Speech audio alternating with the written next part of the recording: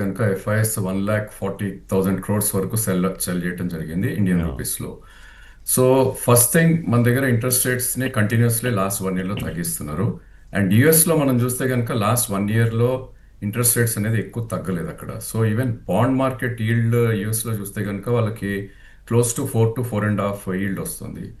So last 1 year వాళ్ళ returns చూస్తే కనుక డాలర్ టర్మ్స్లో జీరో రిటర్న్ వచ్చింది. సో లాట్ ఆఫ్ ఫ్యాక్టర్స్ అండి. సో ఒక factor stock market related definitely money వేరే కంట్రీస్కి వెళ్తుంది. సెకండ్ థింగ్ మన ఇండియన్ గవర్నమెంట్ కూడా యాక్టివ్గా తీసుకోవట్లేదు చర్యలు ఏవైతే ఉంటాయో. సో ఐ థింక్ అక్టోబర్లో మనకి ఒక చిన్న క్లూ వచ్చింది, లైక్ పబ్లిక్ సెక్టర్ బ్యాంక్స్లో ఫారిన్ డైరెక్ట్ ఇన్వెస్ట్మెంట్ ఏదైతే ఉందో దాన్ని 20% నుంచి 49% చేస్తారని.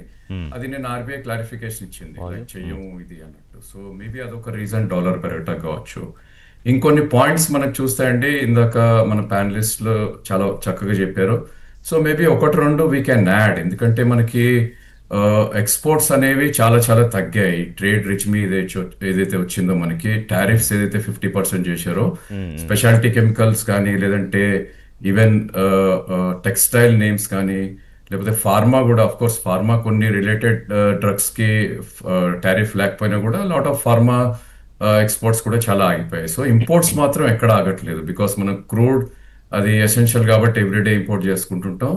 దానికి తోడు మనం చూస్తే కనుక మేక్ ఇన్ ఇండియా థీమ్ని పక్కన పెట్టి ఈవెన్ ఈరోజు డే టు డే మనం చర్యలు తీసుకునే ఫ్రూట్స్ కూడా మనం ఇంపోర్ట్ చేయడం మొదలెట్టాం. మనం హ్మ్. డేటా హ్మ్. చూస్తే కనుక almost $114 billion year fruits import చేయడం చూసాం.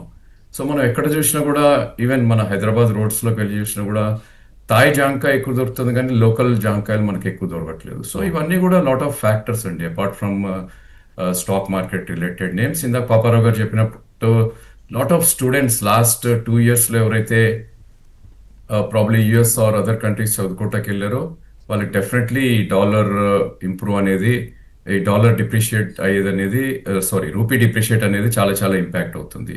హ్మ్. బట్ అగైన్ వన్ థింగ్ అండి, last 10 years or 12 years data చూస్తే కనుక ప్రాబ్లీ లాస్ట్ 5 ఇయర్స్లోనే మనకి ఎక్కువ డిప్రిషియేట్ అయింది రూపీ. బికాస్ 2013లో ₹68 ఉన్న కన్వర్షన్ డాలర్ టర్మ్స్ ఇండియన్ రూపీకి ఐ థింక్ 2020 వచ్చేసరికి 79 అయింది, విచ్ ఇస్ 10%. కరెక్ట్. సో ఈ లాస్ట్ 4-5 ఇయర్స్లోనే ఇంకో 10% కూడా పెరగటం చేసాం.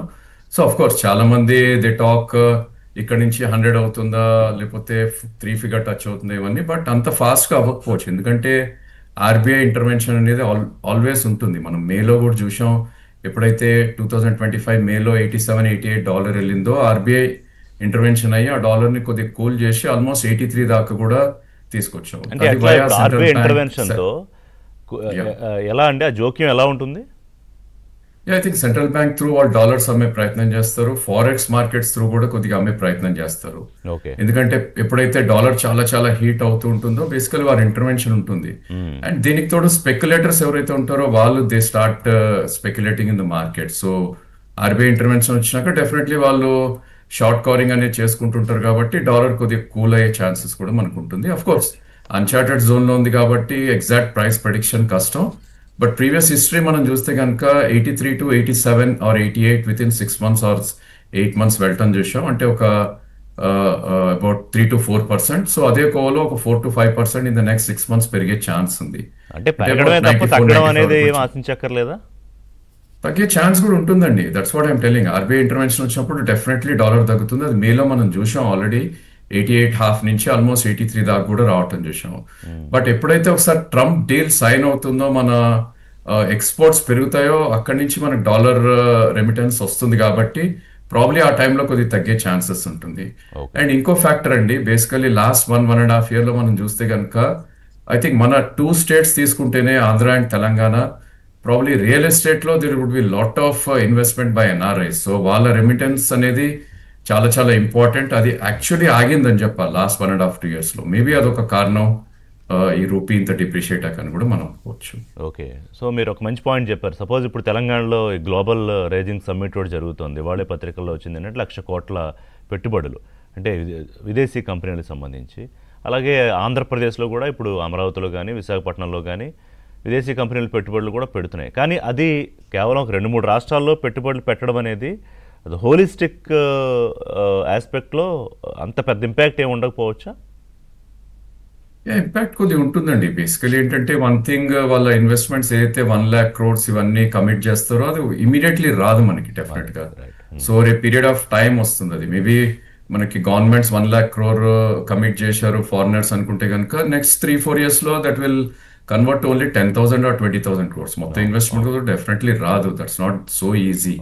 సో ఐ థింక్ ఈవెన్ అది కొద్దిగా కొంచెం ఇంపాక్ట్ చేస్తుంది కానీ బట్ అదే కొద్దిగా ఊరట ఇచ్చే అట్మాస్ఫియర్ క్రియేట్ అవుతుంది కాబట్టి. కరెక్ట్. అండ్ సెకండ్ థింగ్ అంటే ఎఫ్ఐఎస్ చాలా హెవీగా అమ్ముతున్నారు అండ్ షార్టింగ్ కూడా చాలా చేస్తున్నారు ఈవెన్ ఎఫ్&ఓ స్పేస్ లో కూడా. సో ఒకసారి ట్రేడ్ డీల్ సైన్ అయ్యి మన ఏదైతే మనకి టారిఫ్ 50% నుంచి 25% వచ్చింది అనుకుంటే కనుక వాళ్ళ షార్ట్ కవరింగ్ కూడా అంతే ఫాస్ట్ గా ఉంటుంది. అంటే రాజు గారు ఇక్కడ అంత ఫాస్ట్ గా వాళ్ళు విత్డ్రా అయిపోవడానికి కారణం ఏంటి అంటే, ఒకటి ఏంటంటే వేరే చోట్ల లుక్రేటివ్ గా ఉండడం ఒక అవకాశం అయితే, ఇక్కడ మార్కెట్స్ లేకపోతే ఇక్కడ ఎకానమీ స్టేబుల్గా లేదనో లేకపోతే ఉండదనో ఏమైనా భయం ఉండొచ్చా? అదొక రీజన్ అండి. ఎకానమీ స్టేబుల్ ఉండదు. ఇఫ్ లాస్ట్ 22-24 మన మార్కెట్ చూస్తే కనుక Indian stock market most of the stocks almost 4 to 5 times పెరగటం చూసాం. So 24-25 there is no return absolutely. In fact mid and small caps లో డెంట్ అవటం చూసాం. సో ఈ కారణాలన్నీ ఐ థింక్ మనకి ఈవెన్ రిజల్ట్స్ వైజ్ కూడా చూస్తే కనుక లాస్ట్ 3 quarters చాలా స్లగ్గిష్ రిటర్న్స్ అనేది మనకి మోస్ట్ ఆఫ్ ద కంపెనీస్ లో రావటం చూసాం. ఆఫ్ కోర్స్ August 15th రోజు ఎప్పుడైతే మన మోదీ గారు GST 2 రెజిమీ అనౌన్స్ చేసి ఐ థింక్ సెప్టెంబర్ లో ఆర్ అక్టోబర్ లో ఇంప్లిమెంట్ చేసి 1,00,000 crores ఏదైతే సిస్టమ్ లో వస్తుందనో దాని ఇంపాక్ట్ మనకి మార్చ్ క్వార్టర్ కనిపిస్తుంది. డిసెంబర్ క్వార్టర్ కూడా అంతగా కనిపించకపోవచ్చు.